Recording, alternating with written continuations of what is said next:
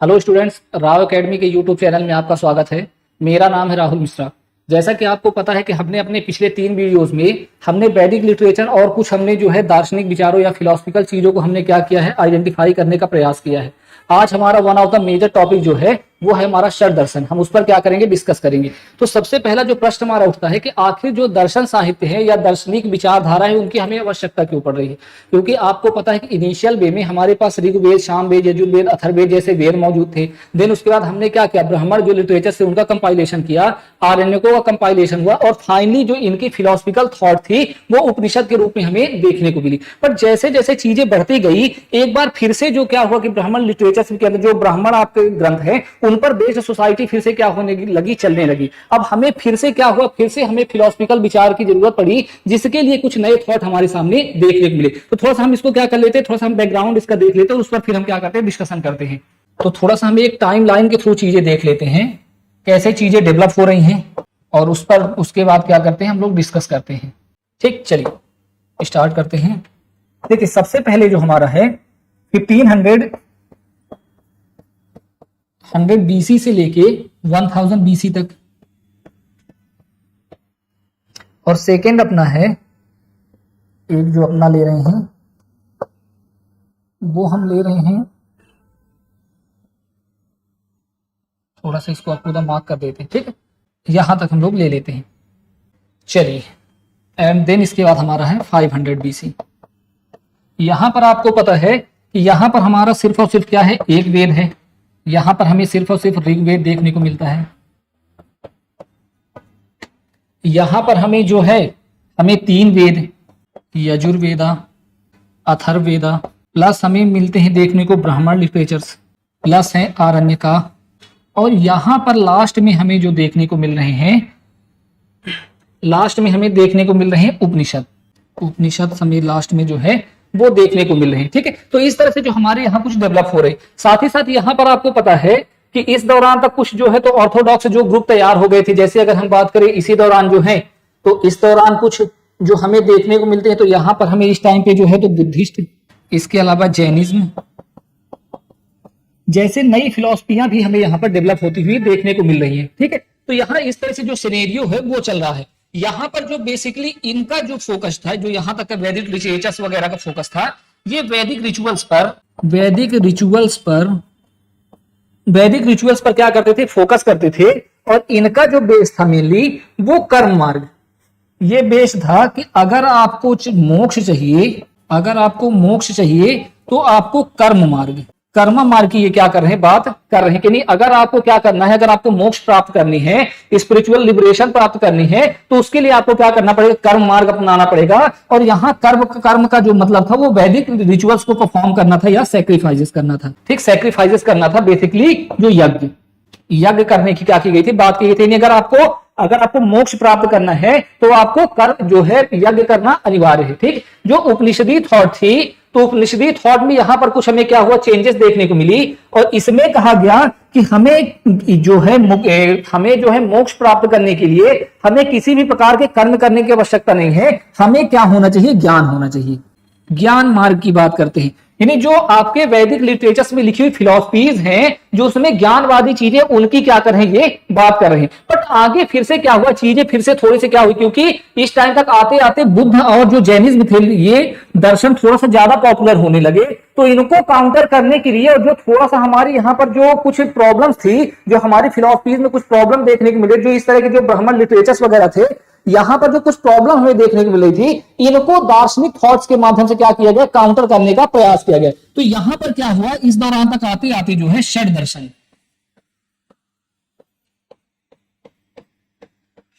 दर्शन यहां पर आते आते क्या हुए, पॉपुलर हुए। और ये बेसिकली क्या है, 6 फिलोसफीज हैं। 6 जो है वो 6 फिलोसफीज हैं। तो उन पर हम क्या करेंगे, आगे डिस्कस करेंगे।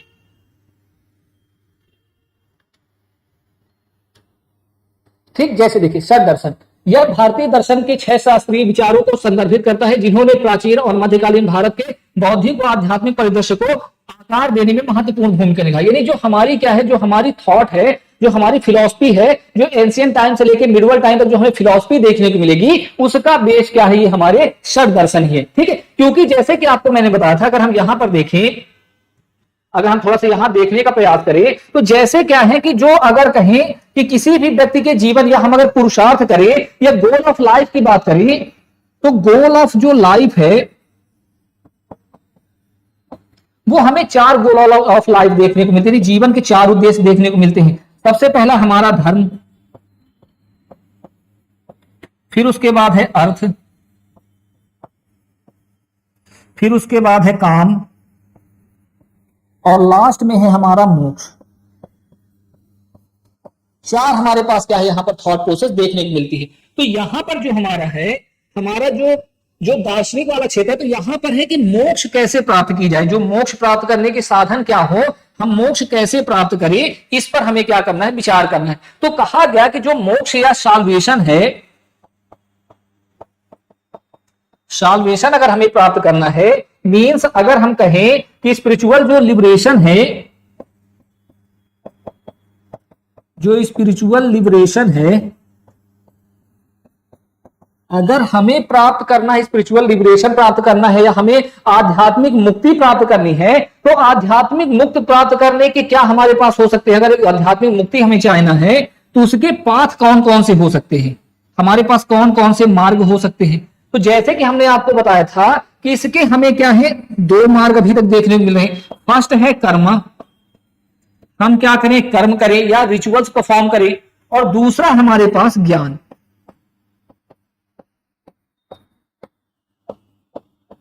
हमारे पास 2 क्या है यहां पर जो पाथ देखने को मिले। हम कैसे क्या करें, हम कैसे सॉल्वेशन प्राप्त करें, हम कैसे मुक्ति प्राप्त करें, इस जन्म मृत्यु के उसमें जो दुष्चक्र है, उससे हम अपने आप को कैसे अलग कर ले, कैसे उससे हट जाए। तो उसके लिए हमें क्या करना पड़ेगा? एक है कि हमें क्या करना है? कर्म करने हैं, यानी हमें क्या करना, जैसे मैंने बताया था कि जो ब्राह्मणिकल जो ग्रंथ थे, उसमें जो बताया गया था कि हमें क्या करना है? सैक्रिफाइसेस करना है या रिचुअल्स परफॉर्म करना है। बट यहाँ ज्ञान मार्ग में क्या करना है कि ज्ञान मार्ग में हमें इस तरह के रिचुअल्स वगैरह परफॉर्म नहीं करना है। हमें या तो स्व का ज्ञान हो जाए, या किस तरह से संसार बना है इनका ज्ञान हो जाए, आत्मा और ब्रह्म का हमें ज्ञान हो जाए। इसके चलते ही हम क्या कर प्राप्त कर लेंगे? हम प्राप्त कर लेंगे मोक्ष प्राप्त कर लेंगे। ठीक है, तो शक दर्शन के अंतर्गत हमारे पास क्या है? 6 प्रकार के जो हमारे दर्शन है वो हमें क्या है? देखने को मिलते हैं। इनमें जो सबसे पहला है दैट इज कॉल्ड सांख्य दर्शन। ठीक है, सांख्य दर्शन जो है सबसे प्राचीन दर्शन है, और जो इसके क्या है, जो इसके प्रणेता है, इसको क्या है, जो इसको जो है पॉपुलर करने का काम जो किया गया है, वो किया गया है कपिल मुनि द्वारा। ठीक है, तो इसके जो प्रणेता क्या है, इसको पॉपुलर करने का काम जो है वो कपिल मुनि द्वारा किया गया है। और इसमें कहा गया है the illumination of reality oldest darshan. ये क्या है? जो बेसिकली किस पर बेस्ड है? गणना पर आधारित है, और ये सबसे क्या है? आपका प्राचीन ग्रंथ है। इसमें कहा गया ब्रह्मांड मूलतः जो है प्रकृति पर निर्भर, यानी जो क्या है आपका ब्रह्मांड है वो किससे बना हुआ? वो प्रकृति से बना हुआ। थोड़ा सा इसको हम लोग देख लेते कैसे ये कहने का प्रयास किया जा रहा है। देखिए यहां पर जो बेसिकली चीज है, कहा गया कि जो आपका सांख्य दर्शन है, जो आपकी सांख्य दर्शन है, वो कहता है कि जो आपका ब्रह्मांड बना हुआ जो यूनिवर्स है, वो बेसिकली बना हुआ है किससे? प्रकृति से। जो यूनिवर्स है वो बेसिकली बना हुआ है प्रकृति से।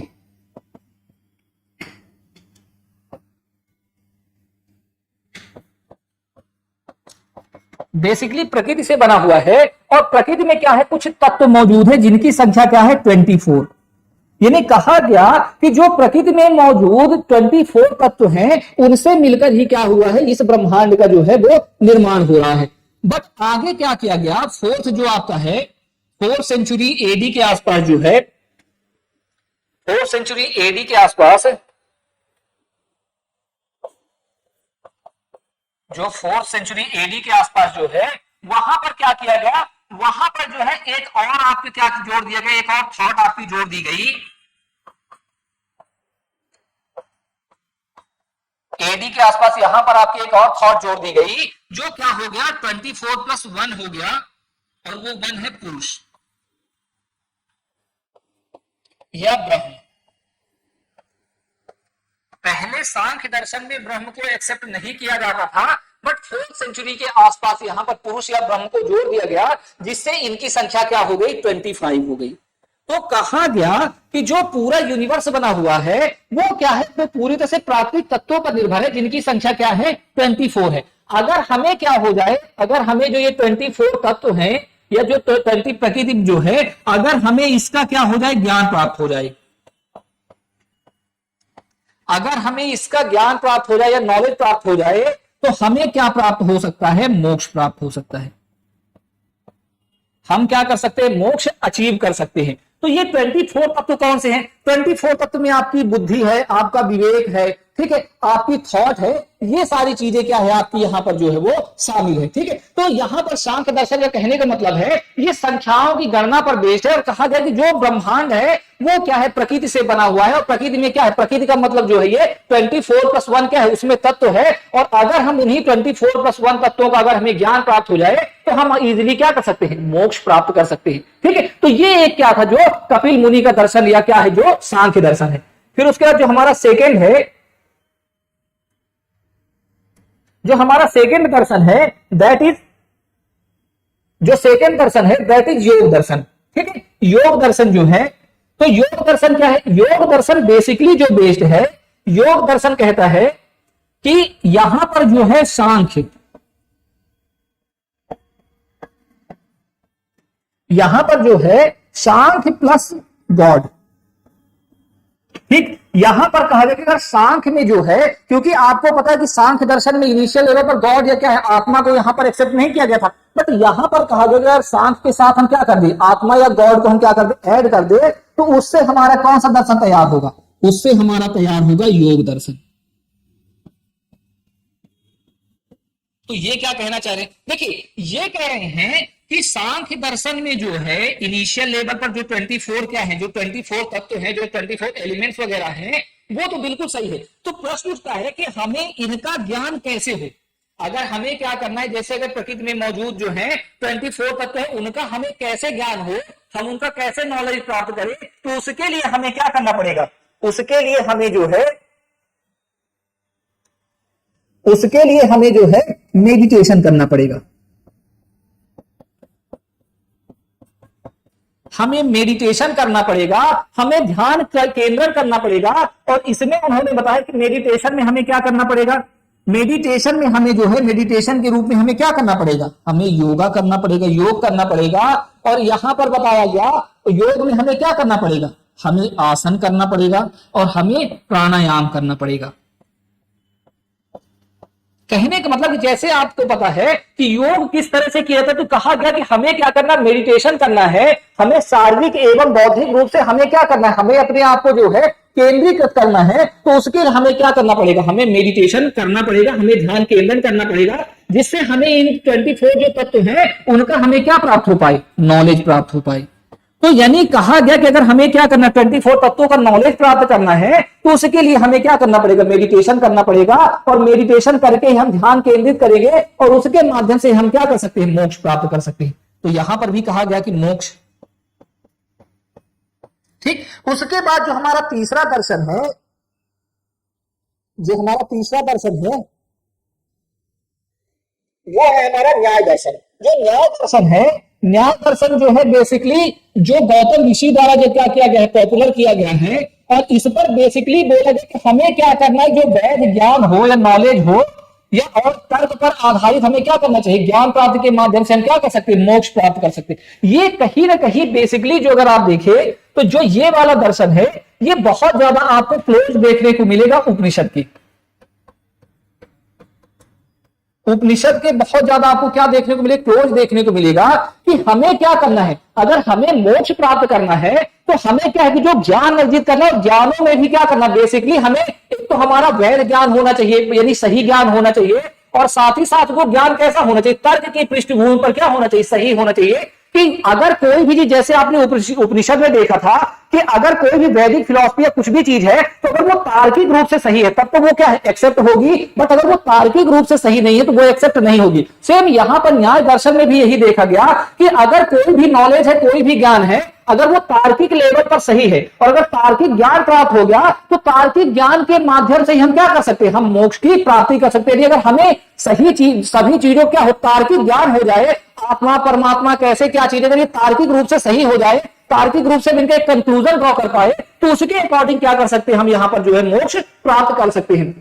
ठीक, तो इसके अलावा इसमें कहा गया, यहां पर उदाहरण देकर कहा गया कि किस तरह से तर्क होने चाहिए। तो यहां पर कहा गया कि अगर एक उदाहरण देते हुए यहां पर आर.एस. शर्मा जी उदाहरण देते हैं, तो वो कहते हैं कि पहाड़ में क्या है, अगर कहा जाए पहाड़ में आग है, और दूसरा क्या कहते हैं, क्योंकि इसमें धुआं उठ रहा है। देखिए क्योंकि क्या है कि अगर आप देखिए, अगर कोई भी पहाड़ है वहां पर अगर धुआं उठ रहा है, तो वहां पर इंश्योर है, आप ऑलरेडी अपने से क्या कर सकते, कंक्लूड कर सकते, तार्किक रूप से अंदाजा लगा सकते हो कि निश्चित ही वहां पर क्या होगी, वहां पर क्या है, अगर पहाड़ पर क्या है, अगर वहां पर हमें आग क्या है, वहां एक धुआं निकला। ठीक है, देखिए क्योंकि वहां पर क्या, अगर कोई आपसे अगर आपने देखा कि पहाड़ से क्या है धुआं उठ रहा है, तो वहां पर आप ऑलरेडी इंश्योर हो जाते हो कि निश्चित ही उसमें क्या है आग होगी, तभी धुआं उठ रहा है, क्योंकि आपको पता है कि बिना आग के कभी भी धुआं नहीं उठ सकता। यानी कहा जाए कि लॉजिकली रूप से आप कैसे अगर चीजों को अपने लॉजिकल, अगर आपने पहले नॉलेज आपको प्राप्त करना है, तो उसके बाद नॉलेज को क्या करना, तार्किक रूप से उसको क्या करना है, तार्किक रूप से उसको जो है कंपाइल करना है, और देन उसके बाद हमें क्या करना है, कंक्लूजन ड्रॉ करना है,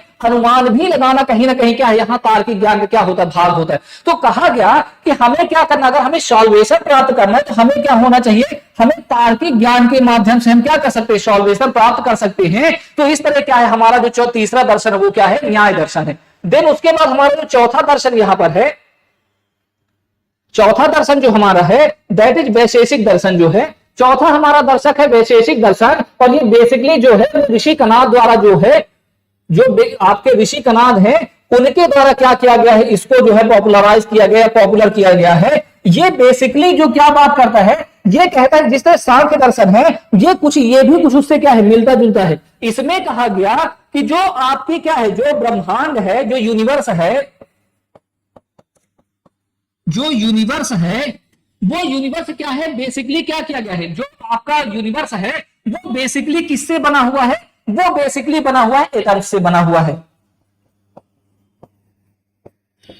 एटम्स या एलिमेंट से बना हुआ है, यह तत्वों से क्या है, मिलकर बना हुआ है। तो यहां कहा गया, तो यानी जो अगर हम कहें कि बेसिकली जो कहीं फिजिकल, जो हमें परमाणु ज्ञान या एटॉमिक विज्ञान की जो पहली बात वो है, वो हमें यहाँ पर वैशेषिक दर्शन से ही हमें देखने को मिलता है। ठीक है, तो यहाँ पर जो है परमाणु सिद्धांत पर ये बेसिकली क्या है, जो एटॉमिक नॉलेज है उस पर बेसिकली संपूर्ण जो संसार है, जो संपूर्ण विश्व है, उसकी रचना किसके माध्यम से हुई है, उसकी रचना जो हुई है वो हुई है आपके किसके माध्यम से, परमाणु के माध्यम से। ठीक है, यहां पर जो ब्रह्मांड का तात्पर्य है, तो यहां ब्रह्मांड का जो मतलब, यहां पर अगर हम कहें कि ब्रह्मांड में क्या है, तो वही जो हमारे क्या है पंच तत्व,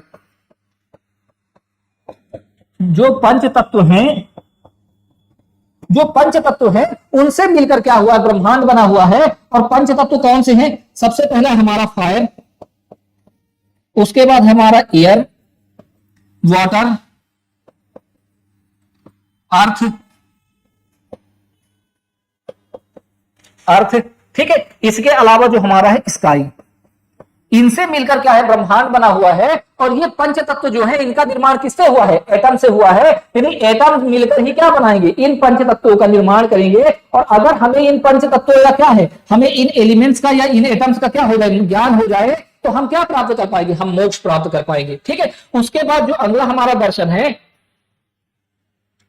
ठीक, अगला जो हमारा दर्शन है दैट इज पूर्व मीमांसा। ठीक है, पूर्व मीमांसा तो क्या, जो इसको क्या किया पॉपुलराइज करने का काम है वो जैमिनी द्वारा किया गया है। और यहां पर इन्होंने क्या कहा कि वैदिक अनुष्ठानों या यज्ञों के माध्यम से ही हम क्या कर सकते हैं, हम यहां पर जो है सॉल्वेशन प्राप्त कर सकते हैं या मोक्ष प्राप्त कर सकते हैं। कहने का मतलब है कि बेसिकली मीमांसा दर्शन जो है वो उसका मानना है कि अगर हमें क्या करना है, मोक्ष प्राप्त करना है, तो ये कहीं ना कहीं जो अगर हम ब्राह्मण जो ग्रंथ हैं या कर्मकांडी ग्रंथ हैं उनको माध्यम से ही क्या मानता है कि अगर हमें क्या करना, सॉल्वेशन प्राप्त करना है या हमें अगर मोक्ष प्राप्त करना है,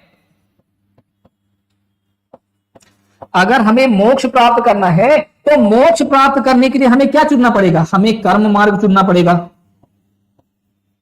और कर्म मार्ग क्या है, कर्म मार्ग जो है वो रिचुअल बेस्ड है, यानी वैदिक रिचुअल्स क्या है, वैदिक रिचुअल्स बेस्ड है। यानी हमें क्या करना पड़ेगा, वैदिक रिचुअल्स जो है परफॉर्म करने पड़ेंगे। बेसिकली हमें जो है सैक्रिफाइस वगैरह करनी पड़ेगी। यानी कहने का मतलब है कि हम चले तो थे कहां से, हम चले थे हम पहले, हम जो है तो हम पहले कर्म मार्ग से ज्ञान मार्ग की ओर बढ़े। और फिर से हम कहीं ना कहीं क्या हो गए, ज्ञान मार्ग से एक बार हम फिर से किस पर वापस आ गए, कर्म मार्ग पर वापस आ गए। यहां पर जो एक प्रॉब्लम देखी गई, जो पूर्व मीमांसा है, मीमांसा के अंतर्गत यहां कहा गया कि हमें मोक्ष प्राप्त करना है, यानी हमारी डिजायर है, यानी बेसिकली यहां पर कहा गया कि हमारी एक डिजायर है, हमारी डिजायर है कि हमें कोई भी डिजायर ना हो, यानी कहने का मतलब है कि कहा गया कि हमें क्या है, हमारी इच्छा है कि हमें क्या है, हमें जो है कोई भी डिजायर ना हो। तो नहीं कहा गया कि हमारी डिजायर है, हमारी इच्छा है कि हमें कोई डिजायर ना हो। ये अपने आप में क्या है, कहीं ना कहीं कंट्रोवर्सी टाइप की दिखाती है कि एक तो हमारी इच्छा क्या है, हमारी इच्छा यह है कि हमें कोई इच्छा ना हो, तो ऑलरेडी क्या है कि अपने आप कहीं ना कहीं जो है भाई आपकी इच्छाएं तो कभी समाप्त होंगी नहीं, तो उनसे कभी कैसे आप क्या कर पाओगे, आपसे जो है सॉल्वेशन या मोक्ष कैसे आप प्राप्त कर पाओगी। तो यहां पर कहा गया कि अगर आपको क्या प्राप्त करना है, अगर आपको जो है मोक्ष प्राप्त करना है या सॉल्वेशन प्राप्त करना है, सॉल्वेशन प्राप्त करना या मोक्ष प्राप्त करना है, तो उसके लिए आपको वैदिक रिचुअल्स क्या करने पड़ेंगे, परफॉर्म करने पड़ेंगे। ठीक है, तो कहीं ना कहीं एक बार फिर से जो है हम उसी तरह कर्म मार्ग से, जो ज्ञान मार्ग से हम एक बार वापस फिर से किसमें आ गए, हम फिर से वापस जो है कर्म मार्ग की ओर वापस आ गए। बट आगे अगर हम देखें, अगला जो हमारा दर्शन है दैट इज उत्तर मीमांसा या वेदांत दर्शन। देखिए यहां पर जो वेदांत है, वेदांत शब्द जो है उपनिषदों के लिए भी क्या किया जाता है, इस्तेमाल किया जाता है। जो वेदांत का मतलब होता है end of Vedanta, end of Vedanta. तो जो आपका उत्तर मीमांसा या क्या है, जो आपका अगर वेदांत दर्शन है, ये बेसिकली बेस्ड है उपनिषदीय विचारधारा पर, ये क्या है, बेस्ड है। और यहां पर क्या किया गया, यहां पर ब्रह्म और प्रकृति को क्या है, ब्रह्म प्रकृति और व्यक्तिगत आत्मा और ब्रह्मांडीय चेतना के बीच संबंध का क्या किया गया, पता लगाया गया। यानी कहने का मतलब जिस तरह से आपने देखा था कि जो उपनिषदवादी विचारधारा थी, तो वहां पर किस तरह से आत्मा और परमात्मा के बीच क्या किया गया, जो आत्मा और परमात्मा की उपस्थिति को लेकर वहां पर क्या किया गया था, डिबेट किया गया था। सेम उसी तरह की चीजें यहां पर भी देखने को मिलती है। अगर हम यहां बात करें तो यहां पर हमें दो क्या है, एलिमेंट्स देखने को मिलते हैं। यानी अगर हम इस चीज को देखें तो यहां पर हमें क्या होता है, दो चीज देखने को मिलती है। एक क्या है, एक है ब्रह्म और दूसरा है आत्मन या आत्मा। ठीक है, तो यहां कहने का मतलब है कि जो ब्रह्म है, ब्रह्म की क्या है, जो ब्रह्म की अभिव्यक्ति है वो आत्मा के रूप में होती है। जो ब्रह्म होता है, जो ईश्वर हम जिसे कहते हैं, वो आत्मा के रूप में ही हमारे शरीर में क्या होता है, विराजमान होता है। यानी ब्रह्म जो है वो किस रूप में, आत्मन के रूप में अभिव्यक्त होता है। और अंत में मृत्यु के बाद फिर से वो किसमें विलीन होती है, जो आत्मा है वो किसमें जाकर विलीन हो जाती है, वो फिर से जो जाकर ब्रह्म में विलीन हो जाती है। तो ये कहा गया कि जो ब्रह्म और आत्मा का जो ज्ञान है, उसके बारे में जो परम ज्ञान है उसकी क्या है, यहां पर हमें जो है वेदांत के माध्यम से हमें क्या होती, ज्ञान प्राप्त होती है। कैसे आत्मा है, कैसे आत्मा और परमात्मा के बीच में, आत्मा और ब्रह्म का कैसा संबंध है, वो बताने का काम किया जा रहा है। ये कहीं ना कहीं जो इस थॉट प्रोसेस को बोला जाता है, यहां पर बोला गया अद्वैतवाद। अद्वैत बोला गया, कहने का मतलब कि आत्मा और ब्रह्म दो नहीं है, बल्कि ये क्या है, दोनों एक ही है। ब्रह्म जो है, ब्रह्म की क्या है, ब्रह्म की अभिव्यक्ति जो है आत्मा के रूप में होती है, और आत्मा फिर से क्या होती है, ब्रह्म में ही विलीन हो जाती है। जिसे आगे के हम क्या करेंगे, यहां पर अगर देखें तो इसके जो प्रमुख प्रवर्तक है वो हमें कौन देखने को मिलते हैं, जो प्रमुख प्रवर्तक है यहां पर हमें जैमिनी, यहां पर हमें प्रमुख प्रवर्तक के रूप में देखने को मिलते हैं। और जो जैमिनी का क्या है, जो यहां पर जैमिनी का एक प्रमुख ग्रंथ है, उसके माध्यम से हम यहां पर जो उनका जो ब्रह्म सूत्र है, यहां पर हमें ब्रह्म सूत्र के माध्यम से ये चीजें देखने को मिलती हैं। ब्रह्म सूत्र में उन्होंने क्या किया है, वेदांतवादी विचारधाराओं को एक्सप्रेस करने का काम किया। तो कहने का मतलब है, जो अगर वेदांत दर्शन या उत्तर मीमांसा की बात करें तो इसमें तीन दर्शन हमें देखने को मिलेंगे। एक तो हमें देखने को मिलेगा जो है यहां पर जो सबसे पहला हमारा ब्रह्म सूत्र है, ब्रह्म सूत्र है, उसके अलावा उपनिषद है, और लास्ट में हमारा जो है वो गीता है। ठीक, इनमें बेसिकली क्या किया गया, ज्ञान मार्ग को अडॉप्ट किया गया, ज्ञान मार्ग को अडॉप्ट किया गया। और यहां पर जो रिचुअल्स वगैरह हैं उनकी क्या की गई, उनकी जो है उनको क्रिटिसाइज किया गया। तो कहीं ना कहीं एक बार फिर से जो है वैदिक फिलॉसफी को फिर से इस्टेब्लिश करने का काम इनके द्वारा किया जा रहा है। और आगे इन्हीं पर बेस्ड क्या है, नई नई हमें फिलॉसफीज देखने को मिलेंगी। तो अगर हम इन नई फिलॉसफीज की बात करें तो सबसे पहला हमारा क्या है, अद्वैतवाद। अगर हम यहां पर देखें अद्वैतवाद नॉट डुअल, जैसे हमने पीछे देखा आत्मा और ब्रह्म क्या है, दोनों एक हैं और इनके क्या है जो प्रणेता या प्रवर्तक कौन है, ठीक है, इनके क्या है शंकराचार्य। उसके बाद क्या है द्वैतवाद, यानी आत्मा और ब्रह्म क्या है दोनों अलग अलग हैं और इनके प्रवर्तक है माधवाचार्य। उसके अलावा विशिष्ट द्वैतवाद, यानी यहां पर कहा गया कि द्वैतवाद तो है बट यहां पर अद्वैतवाद तो है बट यहां पर कैसा विशिष्ट अद्वैतवाद, ठीक है। यहां पर कहा कि द्वैतवाद तो है बट किस तरह से द्वैतवाद है, विशिष्ट, यानी यहां पर किस पर फोकस किया जा रहा है, यहां पर ज्ञान के साथ साथ जो है भक्ति की बात की गई है,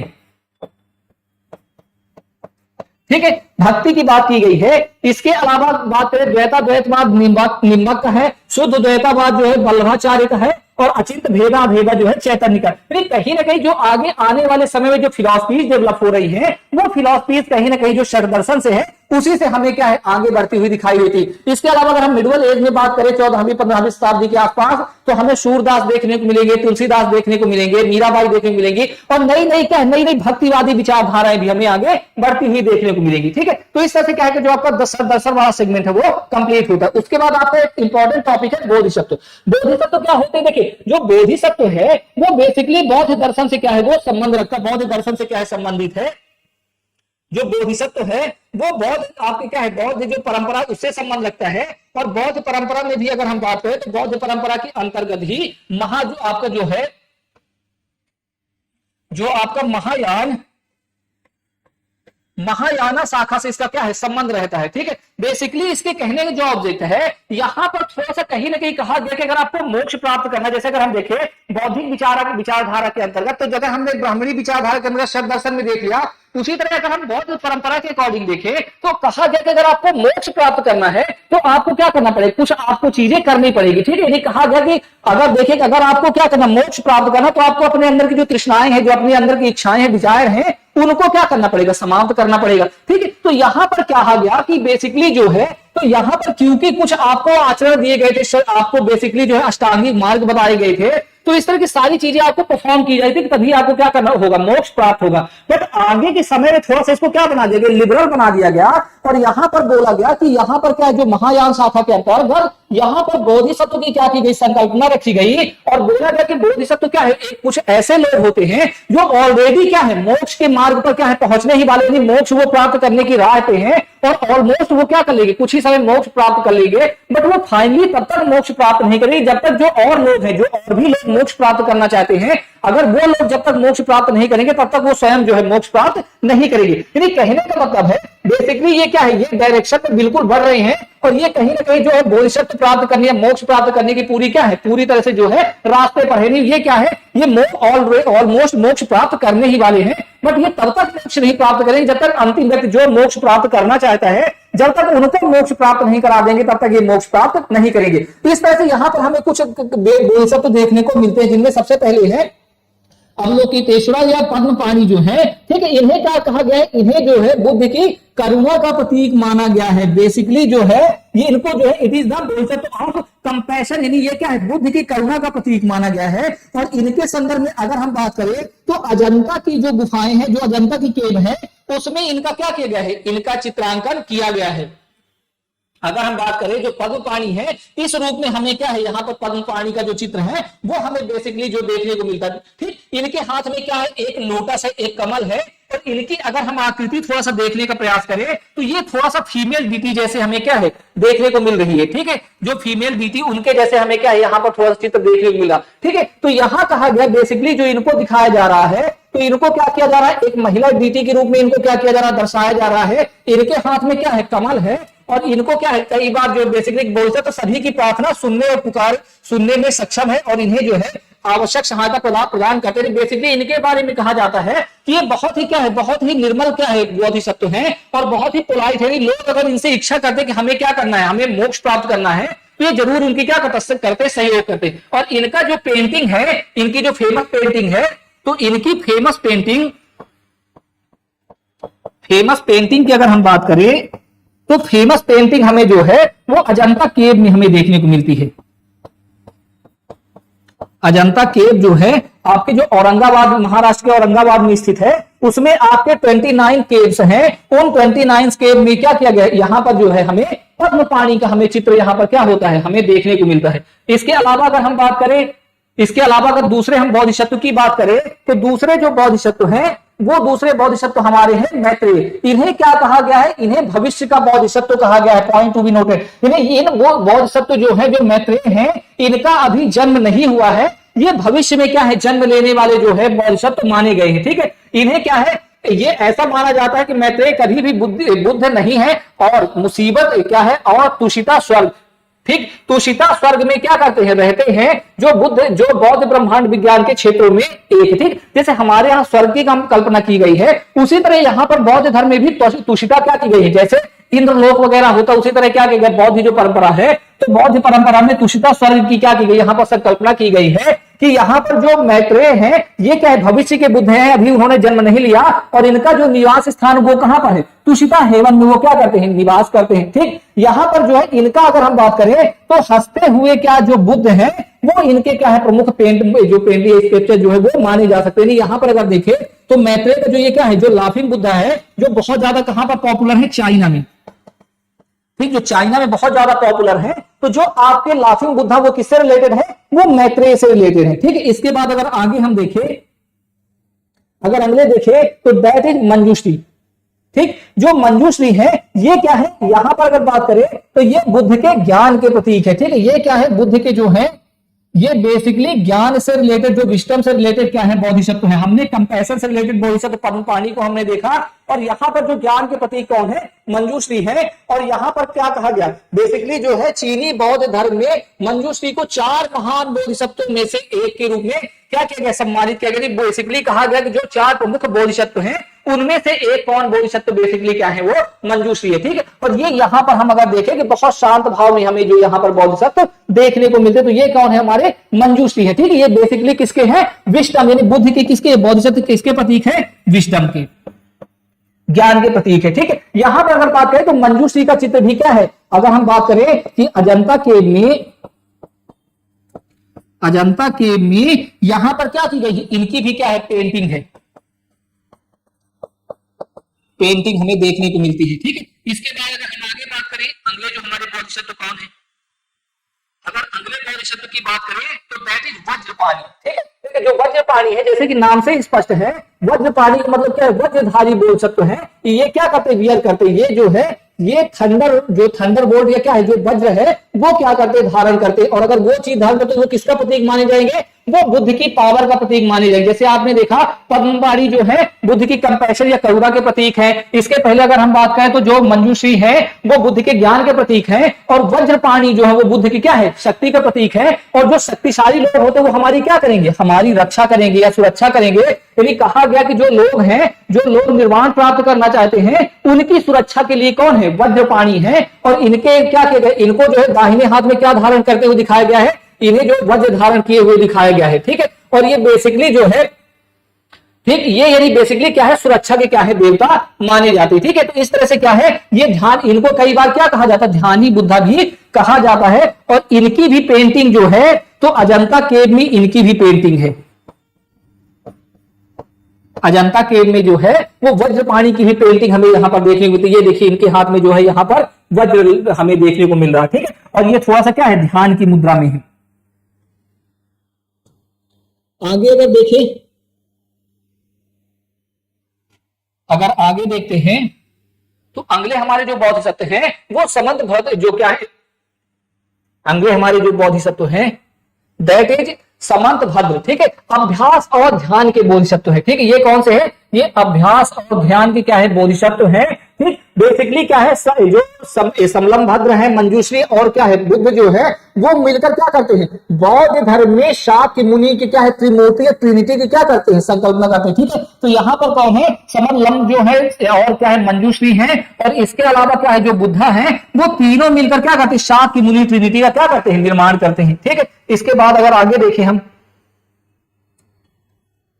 अगर आगे देखें तो अगले जो हमारे हैं वो क्षिति कर्म है। और क्षिति कर्म का जो मीन्स होता है बेसिकली क्या है, अगर इनका बात करें संस्कृत में इसका अर्थ होता है पृथ्वी का गर्भ, ठीक है। यह क्या है, शोषितों, मरने क्या है, मरने वालों और बुरे जो सपनों को देखने वालों का क्या करते हैं, उद्धार करते हैं। जो क्या है, जो बुरी चीजें हैं, जो भी निगेटिविटी है, उनको हटाने का क्या करते हैं, ये काम करते हैं। और ये इन्हें क्या कहा जाता है, इन्हें मनुष्यों का बोधिसत्व भी कहा जाता है बेसिकली, ठीक है। ये क्या है, जो मोड क्या है, इनको जो है बोधिसत्व ऑफ क्या है, मोर्टल्स भी क्या किया जाता है, बोला जाता है, ठीक। इसके बाद अगर हम देखें अगले बोधिसत्व देखें, तो उसके बाद अगले जो बोधिसत्व हैं वो सदा परिभूति हैं, ठीक है। इनके बारे में अगर हम थोड़ा सा देखें, तो इनके बारे में अगर देखें, ये क्या है, बोधिसत्व जो कभी भी क्या है, अपमान ना करने वाले, बसंत प्रकट करने, ये क्या है, बहुत प्रलय टाइप के क्या है, बहुत प्रलय टाइप के, बहुत हसमत टाइप के क्या है, ये बोधिसत्व है। और ठीक है, ये कभी भी किसी का क्या है, अपमान वगैरह नहीं करेंगे, इन सारी चीजों क्या करते हैं, संदेश देते हैं, ठीक है। इसके अलावा क्या है, इनकी क्रिया लोगों को क्या करती है,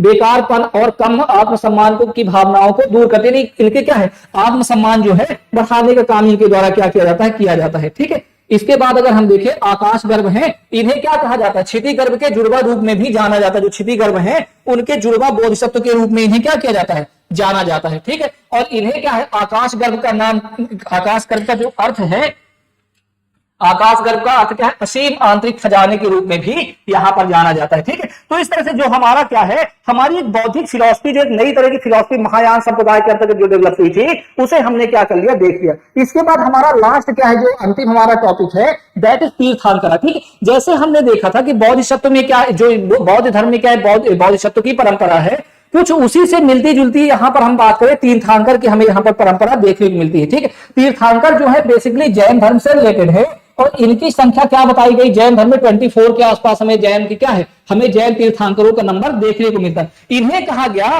कि इन्हें, जैसे देखिए हिंदू परंपरा की अगर बात करें तो वहां मोक्ष की संकल्पना है, बौद्ध परंपरा की अगर बात करें तो वहां पर निर्वाण की संकल्पना है। उसी तरह जैनिज्म में क्या की गई, कैवल्य या परम ज्ञान की क्या की गई, संकल्पना प्राप्त रखी गई है। तो कहने का आशय कि जो तीर्थांकर ऐसे क्या है, ऐसे जो अगर कहा जाए कि जो अगर कहा जाए बौद्ध धर्म के प्रमुख लोग हैं, जिन्होंने क्या किया, जिन्होंने कैवल्य ज्ञान प्राप्त किया, जिन्होंने जो है फाइनल नॉलेज क्या है, जो जिन्होंने क्या किया, बौद्ध जो जैनिज्म से रिलेटेड पूरी तरह से ज्ञान प्राप्त किया है, उन्हें क्या कहा गया, उन्हें तीर्थांकर कहा गया है, ठीक है। जिन्होंने परम ज्ञान क्या किया है, प्राप्त किया हुआ है, ठीक। यहां पर लगभग क्या है 24 तीर्थांकर की क्या है, बात की गई है, ठीक है। ये क्या है कि जन्म और पुनर्जन्म के चक्र से क्या हो गए, मुक्त हो गए, ठीक। तो अगर यहां पर हम कुछ तीर्थांकर की बात करें, तो सबसे पहले हमारे जो तीर्थांकर हैं वो ऋषभदेव, ऋषभनाथ या आदिनाथ है, जिनका वर्णन किसमें मिलता है, ऋग्वेद में भी इनका वर्णन मिलता है, ऋग्वेदा में इनका वर्णन मिलता है। बेसिकली ये क्या है, ये पौराणिक क्या है, तीर्थांकर है, ठीक। यानी कहने का मतलब कि इनका वैसे कोई स्पेशल यानी ऐतिहासिक प्रमाण नहीं है, पर ये क्या है, पौराणिक है, इनका प्रमाण हमें जरूर मिलता है, ठीक है। इनका अगर हम बात करें तो ये क्या है, पहले तीर्थांकर है। इन्हें कई बार जैन धर्म का संस्थापक भी माना जाता है, और जो इनका जो सिंबल है वो क्या है, बुल या क्या है, बैल है। इसके अलावा अगर हम बात करें दूसरे जो तीर्थांकर हैं वो कौन है, अजीत नाथ है, इन्हें दूसरा तीर्थांकर है। और ये क्या है, इनका जो सिंबल है वो क्या है, हाथी या एलिफेंट इनका क्या है, सिंबल माना जाता है। इसके बाद अगर हम देखें, इसके बाद अगले प्रमुख अगर हम यहां पर बात करें, अगर अगले हम प्रमुख तीर्थांकर की बात करें, तो अगले प्रमुख तीर्थांकर हमारे जो है वो मल्लीनाथ है, ठीक है। यहाँ पर ये क्या है, इनका जो क्रम है 19 है, 19वां क्रम है। और ये क्या है, एक महिला तीर्थांकर है, जो मल्लीनाथ है वो क्या है, एक महिला तीर्थांकर है। हालांकि यहाँ पर एक कंट्रोवर्सी है, यहाँ पर मल्ली का मतलब माना जाता है, जैसे आप देखेंगे शक्तिशाली माना जाता है, ठीक है। तो यहाँ पर कहने मतलब कि बेसिकली इनको क्या किया गया, महिला तीर्थांकर माना गया। हालांकि अभी भी इसमें कुछ क्या है, डिबेट है, कुछ लोग इन्हें पुरुष तीर्थांकर ही मानते हैं, ठीक है। इनके जो क्या है, प्रतीक चिन्ह इनका क्या है, कलश है, ठीक। इसके अलावा अगर हम बात करें तो उसके अलावा 22वें नंबर पर कौन से तीर्थांकर जयती, इनका नाम है नेमिनाथ। और इनका जो सिंबल है, इनका सिंबल क्या है, शंख है। और इन्हें क्या है, भगवान कृष्ण का चचेरा भाई माना गया है। यानी बेसिकली जो है, जो आपके जैनिज्म में जो अगर बेसिकली हम बात करें, जो पौराणिक ग्रंथ हैं उनके अकॉर्डिंग इन्हें क्या किया गया है, यहाँ इनको जो है भगवान श्री कृष्ण का चचेरा भाई, एक कजिन ब्रदर क्या किया गया, इनको माना गया है। इसके बाद अगर हम बात करें तो एक वन ऑफ द मोस्ट क्या है, जो तीर्थांकरा है, दैट इज पार्श्वनाथ, ठीक है। पार्श्वनाथ जो है वो 23rd नंबर के क्या है, तीर्थांकर है। और इनका जो सिंबल है वो क्या, स्नैक या क्या है, सर्प है। ये बेसिकली क्या है, राज परिवार से संबंध रखते वाराणसी के जो राजा हैं अश्वसेन, और उनकी क्या है, उनकी जो माता का नाम वाराणसी के राजा अश्वसेन एवं उनकी पत्नी क्या है, वामा देवी के क्या है, ये पुत्र है, ठीक है। नहीं, वाराणसी के जो क्या है, वाराणसी के राज परिवार से इनका क्या है, संबंध है। इनके बारे में कहा जाता है कि इन्होंने क्या किया है, इन्होंने 30 यानी 30 वर्ष की आयु में ही इन्होंने क्या कर दिया, घर छोड़ दिया। और घर छोड़कर ये क्या हो गए, इन्होंने 30 वर्ष की उम्र में जो है 30 वर्ष की उम्र में इन्होंने क्या कर दिया, गृह त्याग करके इन्होंने सांसारिक जीवन छोड़कर ये क्या बन गए, सन्यासी बन गए। और इनको जो है फाइनली सम्मेद पर्वत, जो वर्तमान में कहा झारखंड में अगर बात करें, या पार्श्वनाथ पर्वत में इन्हें क्या प्राप्त हुआ, ज्ञान प्राप्त हुआ। और आगे चलकर जो सम्मेद पर्वत है उसी का नाम बदलकर क्या रख दिया गया, पार्श्वनाथ पर्वत इसका नाम कर दिया गया। ठीक है, पार्श्वनाथ क्या है, जैन धर्म से रिलेटेड जो इनके क्या है कुछ मोरल जो प्रिंसिपल हैं, उन जो अगर हम कहें पंच महाव्रत है, पंच क्या है, जो 5 मोरल ड्यूटीज हैं, उनमें से 4 को किसने क्या किया, जो प्रथम 4 जो दर्शन हैं वो किनके द्वारा लाए गए, वो लाए गए हैं आपके पार्श्वनाथ द्वारा। यहां पर अगर हम देखें तो पहला सत्य, यानी ट्रूथलेस, हमें क्या करना, हमेशा सत्य बोलना, झूठ नहीं बोलना है। फिर उसके बाद अहिंसा, या हमें हिंसा नहीं करना है। इसके अलावा अस्तेय, हमें किसी भी प्रकार क्या है, हमें चोरी नहीं करनी है। और इसके अलावा जो है वो है अपरिग्रह, हमें क्या करना, नॉन अटैचमेंट, हमें किसी भी प्रकार का धन संग्रह नहीं करना है। इसमें जो 5वां अगर हम व्रत की बात करें, एक अगला व्रत है ब्रह्मचर्य। जो ब्रह्मचर्य है उसको क्या किया गया, महावीर स्वामी द्वारा क्या किया गया है, महावीर स्वामी द्वारा जो है इसे पॉपुलराइज किया गया है। ठीक है, तो इस तरह से क्या है, जो यहाँ पर पार्श्वनाथ जो है आपके 23 नंबर की जो तीर्थांकर है। उसके बाद जो हमारे लास्ट जो तीर्थांकर हैं दैट इज आपके जो है महावीर स्वामी। ठीक है, और सबसे अगर हम बात करें जैन धर्म के अगर सबसे महत्वपूर्ण तीर्थांकर जो है वो आपके क्या है, वो महावीर स्वामी है। ठीक है, इनका जो क्रम है वो क्या है 24 नंबर का। ठीक, ये भी क्या करते हैं, ये भी राजघराने से संबंध रखते हैं। ये क्या है, बेसिकली जातक कुल से संबंध रखते हैं। और इनके फादर का नाम क्या है, सिद्धार्थ, और इनकी माँ का नाम त्रिशला। त्रिशला बेसिकली जो है वो लिच्छवी राजकुमारी है, यानी लिच्छवी जो क्या है किंग है, वो क्या है चेतक, उनकी क्या है सिस्टर मानी जाती है। ठीक है, यहाँ पर क्या है, इन्होंने भी 30 वर्ष की आयु में क्या किया, गृह त्याग किया, और इन्होंने ज्ञान प्राप्ति के लिए क्या हो गया, घर छोड़ दिया। ठीक, आगे चलकर इन्होंने क्या किया, लगभग 12 वर्षों तक लगातार इन्होंने क्या किया, इधर उधर ये भटकते रहे। और फाइनली जाकर इन्हें क्या हो गया, इन्हें जो है 42 वर्ष की उम्र में जो है वो ज्ञान की प्राप्ति हुई है, कैवल्य की प्राप्ति हुई। ठीक, कहां पर हुई है, इन्हें शाल वृक्ष के नीचे इन्हें क्या किया गया, इन्हें कैवल्य की प्राप्ति हुई है। ठीक, जैसे हमने पीछे बताया था कि 5वां जो महाव्रत है, जो 5वां आपका महाव्रत है ब्रह्मचर्य, उसे क्या किया, इन्होंने ही इंट्रोड्यूस किया। और इनका जो क्या है, इनका प्रतीक चिन्ह है वो क्या माना गया, शेर माना गया। ठीक है, बेसिकली इन्हें क्या कहा गया है, इनके और भी कुछ नाम है। जैसे इनके अगर हम और नामों की बात करें तो इन्होंने क्या किया है, इन्हें जिल भी बोला जाता है। इन्होंने क्या किया, ज्ञान इंद्रियों पर इन्होंने क्या किया, वश प्राप्त किया। निग्रंथ भी बोला था क्योंकि ये वस्त्र वगैरह धारण नहीं करते थे। इसके अलावा बुद्ध जो है इन्हें नाथपूत भी कहा करते थे। तो इस तरह से कुछ इनके क्या है, नाम वगैरह भी है। ठीक है, तो इस तरह से क्या है, जो हमारा तीर्थांकर वाला सेगमेंट भी हमारा क्या हो जाता, कंप्लीट हो जाता। तो इस तरह से जैसे कि आपको पता पिछले 3 वीडियो और चौथा हमारा इस वीडियो के माध्यम से हमने एमपीपीएससी जो प्रीलिम्स का फर्स्ट अगर हिस्ट्री का हम पहला देखे यूनिट 1 में जो सिलेबस मेंशन है उसको हमने क्या कर लिया, इस तरह से कंप्लीट कर दिया है। इसके साथ ही हम क्या करेंगे, नेक्स्ट वीडियो में किसी नई चीज के साथ हम क्या करेंगे, एक बार फिर से मिलेंगे। तब तक अभी आप सभी लोगों को थैंक यू वेरी मच।